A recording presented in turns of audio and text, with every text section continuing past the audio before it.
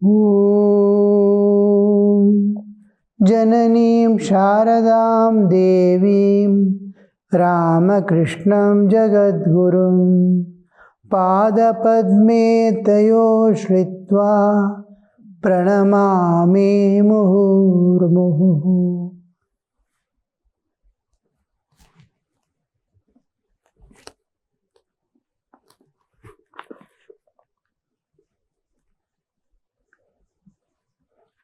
We saw in the last class the little meaning of the inner meaning, what it wants to convey, the philosophical aspect of the song.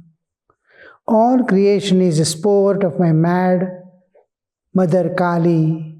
By her Maya, the three words are bewitched.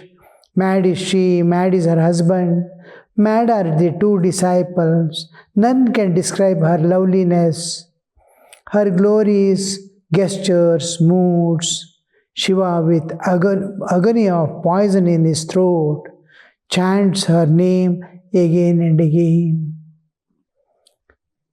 Now, you see, we saw what is meant by the divine Kali and what is Brahman, the unchanging eternal reality, the absolute existence and the relative existence.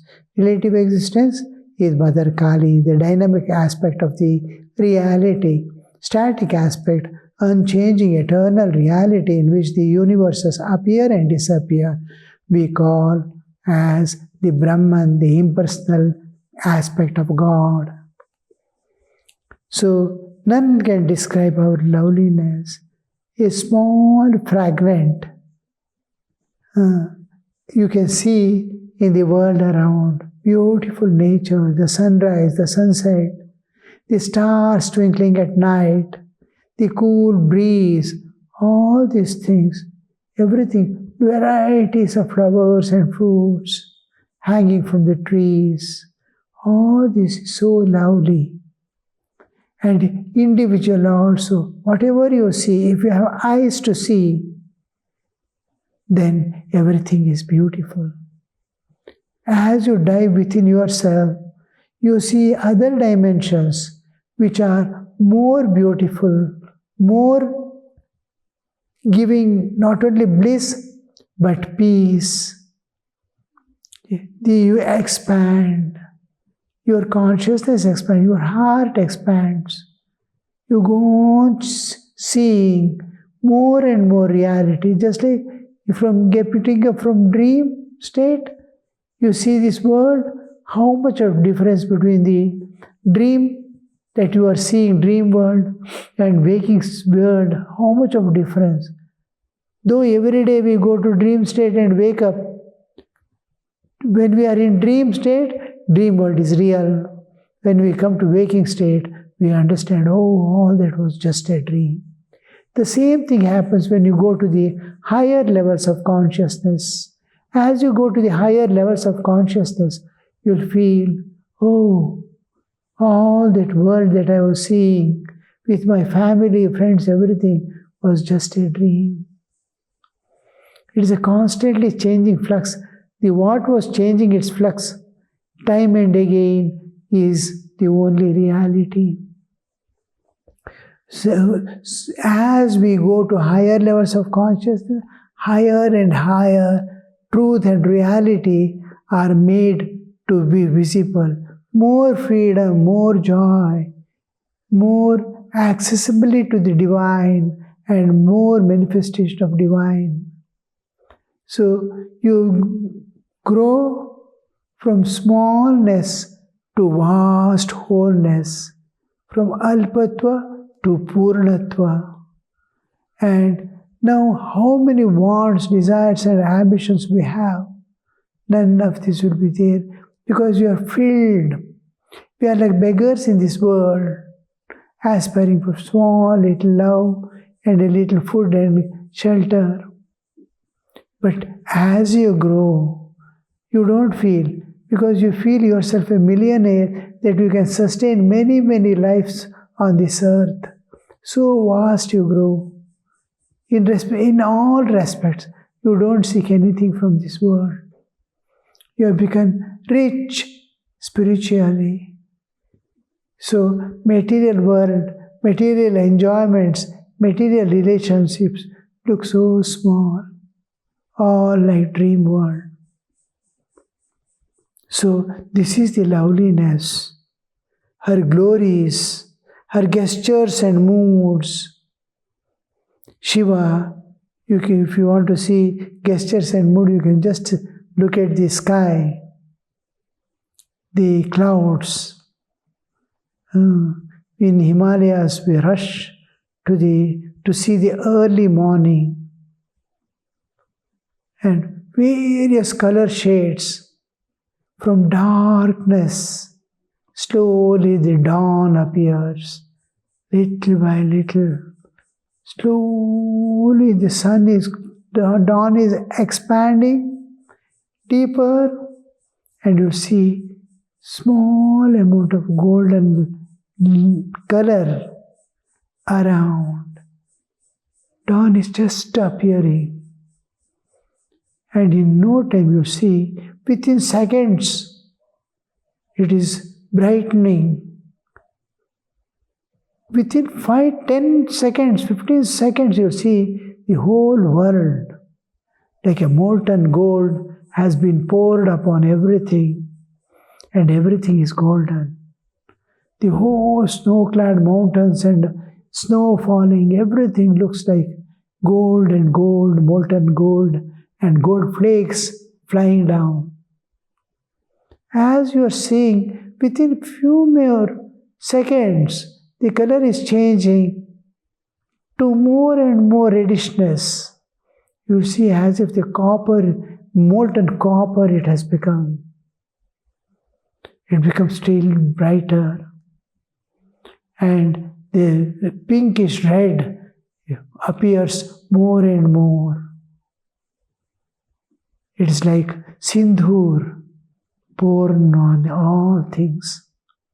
Vermilion, dye, and beyond that, slowly it becomes brighter and brighter. This whole thing happens in 5 minutes. You will see silver poured on all things. It is silver, white, all snow-clad mountains you can see silverish. Now, how it is changed, as if everything is changing its moods, because you are changing your moods. You are changing your feelings.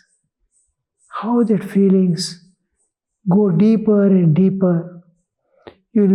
Everything looks like a mystery. What is happening? What's happening? So her glories, gestures and moods, Shiva with agony of poison in his throat. It has reference to Pauranic story where Shiva is supposed to have drunk poison. Both the demons and the devatas, the divine beings, both wanted immortality. So they came to know, if we churn the ocean of immortality, we get the Amrita. By taking that Amrita, we become immortal.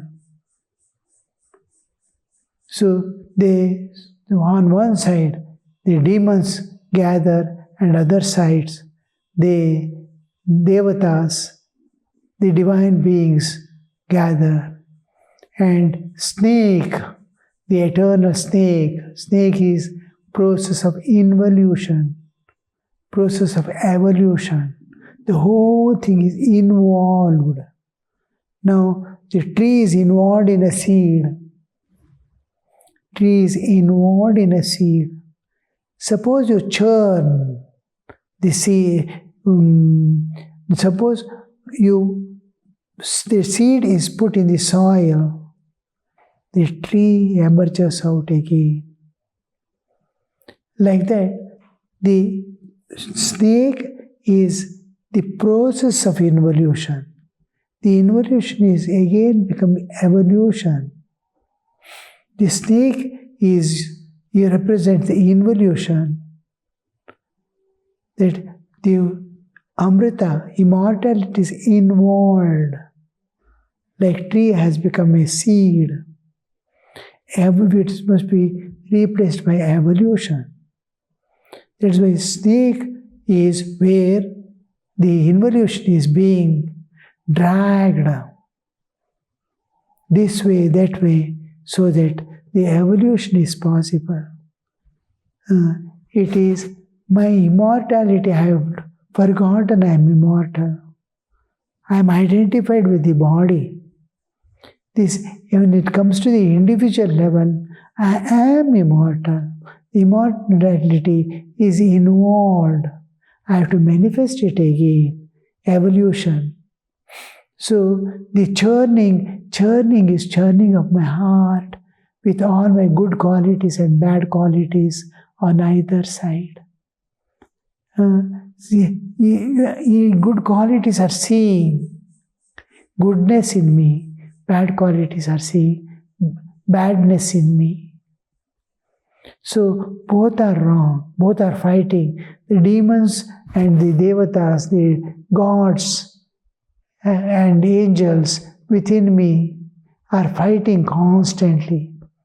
The tug of war is going on. Now, when the churning happens, my good and bad qualities, they start churning out. He wants immortality. I want to be immortal. Bad qualities say, no, I alone must live. You should not be there. The good qualities, they say, bad qualities should not be there. So fighting is going as if. Now, who will gain the upper hand to be free from all other aspects of badness, goodness? I want to be free from goodness. I want to be free from badness. So it's possible only when we go beyond good and bad. As long as we are within good and bad, now and then it will be changing. It will be like a shuttlecock from one court to the other court. That's all. We have to go beyond the two, where it cannot reach. Good and bad cannot reach. So here, churning is where I want to go beyond good and bad. So there, first what appears is, all my bad things are accumulating and coming. This is poison which is going to destroy me. All my bad qualities, imperfections, all these are making me limited, and he wants to destroy me. So this is the poison that is appearing first. You see, when we do japa, try to do japa, it's all bad things are coming out, not good things, because it's filled. And this is where we mistake, oh, I can never realize God. But it is taking out the poison from us. The bad thoughts and all appear, they empty one day. And then comes the good. All good and great things come from within as we meditate. And then that also ends. As the bad disappeared, the good also disappears. And we will see beyond divine, beyond good and bad. So this churning of milk, ocean of milk, is taken by the devatas and danavas, the demons and the godly beings. So now the churning, first what comes is poison.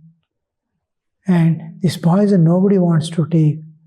All good things like all other things, wealth, this, that, whatever appear, the devatas come and snatch and go away. But when poison comes, this poison is going to destroy the whole world. So all are anxious. What's going to happen? Shiva Shiva is the Chaitanya within me. When anything bad affects us or good drags us, we go to our Atman, which is eternally pure, eternally bliss, peace, love, absolute. There, if I go, I get refreshed. And I lose all this. I go beyond all dualities. Enjoy. So that's the only way the good and bad and all differences dissolve. Spirituality and divinity. So I go to the divine level. This is now the attainment of immortality in us. So first the meditations we do, prayers we do, the chanting of the mantras we do, everything is churning within. And the butter comes up when the curd is churned. Like that, immortality manifests. Now first the poison, no devatas, no danavas want to take it. And the moment they touch it, they are no more. And the rest is going to kill the rest of the world. So Shiva swallows it. And it neither descends below, he sees that it neither descends below. Poison entering within, the person won't be there. Poison put outside, world won't be there. So Shiva is the intermediate part between the eternal and the relative. When I turn towards the world, I am Vishnu Amsha. When I turn to my Atman, I am in the threshold. I can turn this way or that way. When I turn inward and see my Atman, then I am Shiva Tattva, Vishnu Tattva. Vishnu is one who sees at the world and manages and governs it. Shiva is one who is enjoying the bliss within. So in this, everything dissolves. Like in fire, you can put anything. Beautiful silk cloth also, dirty cloth also, it swallows off. Nothing is left behind. No differences. Like that, Shiva is where all differences dissolve. The Atman is where, the same thing with the cosmic level, the Shiva. Now the poison that has come, it absorbs not only poison, the immortality, the nectar also. Nectar also it swallows. But Shiva doesn't. He is Purna, he doesn't need nectar to show his immortality or attain immortality. But all beings, all devatas and danavas want it to establish their immortality, the leadership over the whole universe. I alone. But here, the Shiva takes the poison. And later on, all devatas share the Vishnu, the one who is looking at the whole universe and governing. That aspect in me, which is full of love for all beings and this nature.